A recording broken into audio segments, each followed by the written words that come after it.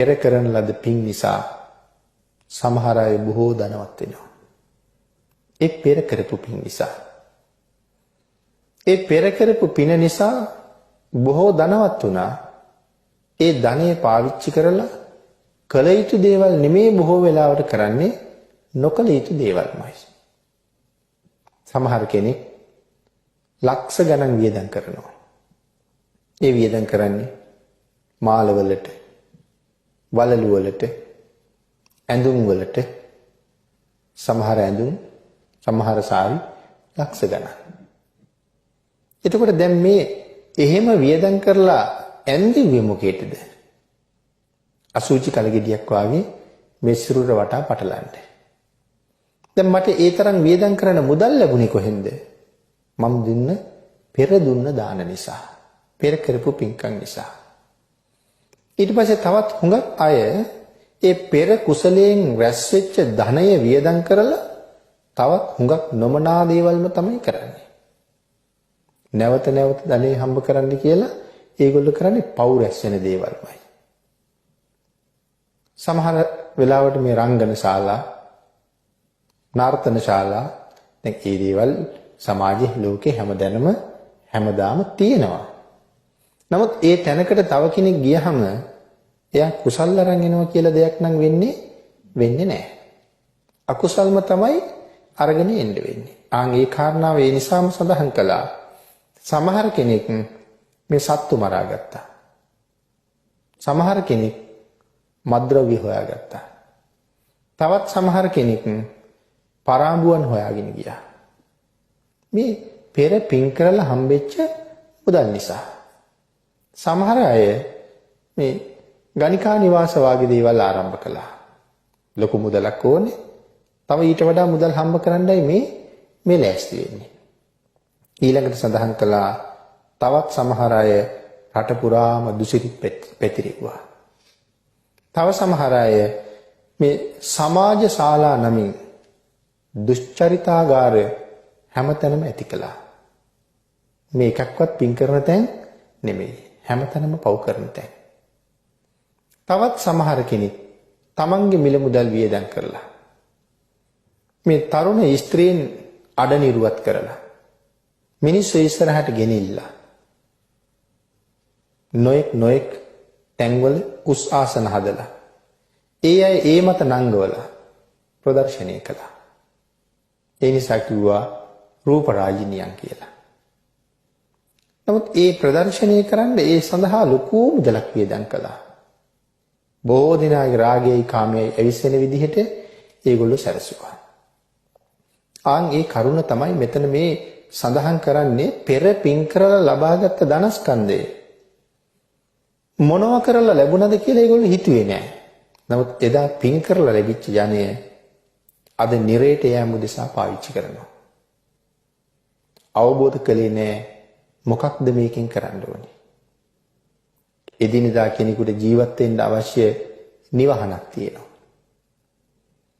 අපිට යම් ප්‍රමාණයක නිවහනක් හදාගෙන ජීවත් වෙන්න පුළුවන් බව දන්නවා.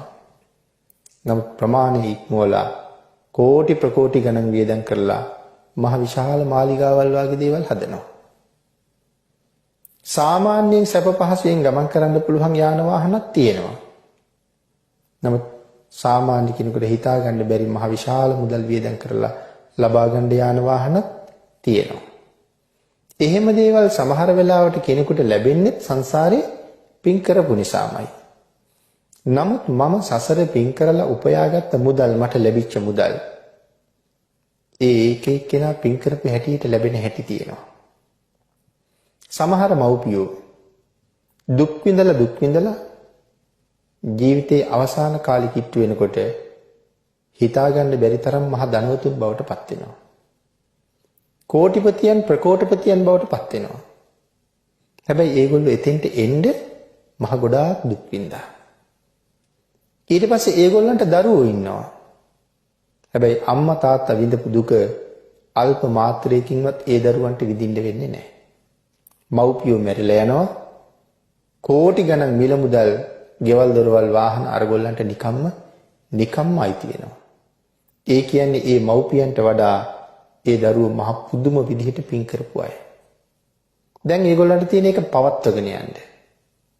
හැබැයි සමහර අයට පවත්වන්න බෑ. මනා කලමනාකාරීත්වය නැති නිසා මව්පියෝ හම්බ කරලා දුන්න දේ වේගෙන් Tamanට ණය නැති හින්දා පිරිහිලා යනවා. අද විතරක් නෙමෙයි අතීතයේත් එහෙම තිබුණා. සමහර සිටුවරු අන්තිමට වළංකබල් අරගෙන හිඟමනේ ගියා. එහෙනම් අද විතරක් නෙමෙයි එදත් තිබුණා. සමහර අය ඒක පවත්වගෙන යනවා. නමුත් ඒගොල්ලෝ අර ධනෙ මුලින් හම්බ කරපු අයට වඩා හරි පින්වන්තයි. හැබැයි ඒගොල්ලන්ට ධනෙ හම්බ කරන්න වෙහෙසිච්ච බවක් නැති නිසා ඒ ධනෙ වටිනකමක් නැහැ. අනික ගුණ ධර්මත් උගන්වලා නැති නිසා ඒ ධනෙ පාවිච්චි කර ඒගොල්ලෝ කරන්නේ පෙර කතා කරපු අකුසල ධර්මයන්මයි. නමුත් මේ ධනෙ පාවිච්චි කරලා අපිට කරන්න තියෙන්නේ නිවන් දකින්න තුරු සසර පුරා දුකක් නොවිඳ ගමන් කරන මගක් හදාගන්න. ඒ ධනෙ පාවිච්චි කරලා බොහෝ දන් දෙන්න පුළුවන්. ඒ ධනෙ පාවිච්චි කරලා හරියටම දන් දෙන්න පුළුවන්. ඒ ධනෙ පාවිච්චි කරලා පිළිවෙලට දන් දෙන්න පුළුවන්. එහෙම කතා කරාම මේ ශාසනයේ දානය කියලා කියන්නේ අති දැවැන්ත මාතෘකාවක්. අපි පිළිගන්වන යම් වාජනයක් වෙත්නම් එතන ඉඳලා මනා පිළිවෙලක් ඒ දානේ තියෙන්න ඕනේ. නොතිබ්බත් පිළිවෙලට තිබුණොත් ඒක ඒ විදිහට විපාක දෙනවා. හරි සියුම් ඥාන ලබන්න ඒ වගේ කාරණා හරියට හේතු වෙනවා. සමහර කෙනෙක් දන් දෙන්න ගියහම හිතන විදිහ හරි වෙනස්. තවත් කෙනෙක් දන් දෙනකොට හිතන විදිහ ආයෙ වෙනස්. මනා වූ ශ්‍රද්ධාවෙන් හරියටම හිතලා දන් දෙන අය. තමන් පූජා කරන හැම දෙයක්ම හරියට පිළිවෙලට නිසි විදිහට තැම්පත් කරලා පූජා කරනවා. සංසාරේ ඊටාම සියුම් විදිහට ඥාන ලැබෙනවා වගේම මනා පිළිවෙලට හැමදේම ලැබෙන්න පටන් ගන්නවා. අපි හැමෝම මේ පිළිවෙල කියන ධර්මතාවයට කැමතියි. ඒ නිසා සසර පිළිවෙලට කරාම අපි කියමු භාග්‍යතුන් වහන්සේ ළඟ අපි ගිලන්පස ටිකක් පූජා කළා. සමහර වෙලාවට අඬුව තියෙන කෝප්ප ටිකක්. එක අඬුවක් භාග්‍යතුන් වහන්සේ පැත්තට, අනික් අඬුව හරහට, තව අඬුවක් අනිත් පැත්තට. සැලකිල්ලක් නැති හින්දා ඔහේ එක එක පැත්තට තියලා. එතකොට මේ පූජාව පිළිවෙලක් නැහැ. අපි කියමු අපි පිළිගන්වන කෝප්පවල මලක් තියෙනවා. කෝපේ රඳවලා තියෙන පීරිසියෙත් මලක් තියෙනවා. අපි පීරිසිය තියහම පීරිසියේ මල එක පැත්තකට ගිහිල්ලා කෝප්පේ මල අනිත් පැත්තේ තියෙනවා. නමුත් අපි අඬුව හරියටම භාග්‍යතුන් වහන්සේගේ පැත්තට පිළිගන්නලා තියෙනවා. ඒ තව කෙනෙක් මේ කාරණාව දැකපු හැටි. තවත් කෙනෙක් කල්පනා කරනවා කෝප්පේ මලයි පීරිසියේ මලයි දෙකම එක පැත්තෙන් පේන්න තිබුණොත් මීටත් වඩා ඒ පිළිගැන්වීම පිළිවෙලයි විචිත්‍රයි. එහෙම හිත දන් දෙනකොට හරි අපූර්වට මේ දානය සකස් කරන්න පුළුවන්. තමන් රැස් කරගත්ත අතීත පින නිසා අත්පත් වෙච්ච ධනස්කන්ධය මේ ආදී වශයෙන් යහපත් දේවල් උදෙසා කැප කරන්න පුළුවන්. සමහර කෙනෙක් දානයක් දෙනවා කොහොම හරි ඉවර කරන්න. සමහර කෙනෙක් කුටියක් හදනවා කොහොම හරි ඉවර කරන්න. ශාසනය මහ විශාල පූජාවක් නේ. සමහර කෙනෙක් කල්පනා කරනවා නෑ මේක ඊටාම ඉහළම මට්ටමින් ඉවර කරන්න ඕනේ. ඉහළම උපකරණ මේකට යොදන්න ඕනේ. එහෙම වෙච්චාම සංසාරේ අපිටත් හම්බ වෙනකොට කිසිම අඩුපාඩුවක් නැති ඊටාම උසස් විදිහට ඊටාම ඉහළ විදිහට අපිට තෙව විපාක දෙනවා. සමහර කෙනෙකුට දැන් එහෙම විපාක දීලායි තියෙන්නේ. නමුත් ප්‍රඥාව නැති හින්දා අද කල්පනා කරන්නේ නැහැ මට අනික් අයට නැති විදිහට හැම වෙලාවෙම උසස් දේවල් හම්බ වෙන්නේ කියලා. ඒ කියන්නේ අද සම්මාදිට්ඨිය නෑ. පෙර තිබුණා. භාග්‍යතුන් වහන්සේගේ ශාසනයේ සමහර අය කුසල ධර්ම වලට යෙදෙන්නේ නැත්තේ අපි පින්නතුන් අහලා ඇති මේ ශාසනයේ සඳහන් කරන එක වචනයක් අප්‍රමාදී කියලා. හිතුවද දවසක මේ ශාසනයේ තියෙන ලොකුම පින්කම අප්‍රමාදයයි කියලා. ශාසනයේ විශාලතම පින්කම අප්‍රමාදය. ඒකට උදාහරණ සඳහන් කරලා තියෙනවා. ත්‍රිපිටකයේ තියෙන එක සූත්‍රයක් චුල්ලහත්තිපදූපම සූත්‍රය කියලා. මේ ඇතෙකුගේ පියවර සටහන උපමාවට අරගෙන කරපු දේශනාවක්. මේ මහ පොළොව උඩ පයින් ඇවිදින සත්තු සියලු දෙනාගේම පාසලකුණ ඇතාගේ පාදයේ ඇතුලේ තියන්න පුළුවන්.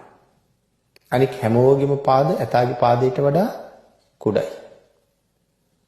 එහෙමනම් මේ ලෝකේ කරන්න තියෙන ලොකු පින්කමක් තියෙනවා නම් ඒක අප්‍රමාදයයි. අප්‍රමාදී පුජ්‍යලයාට කරන්න බැරි පින්කමක් නැහැ.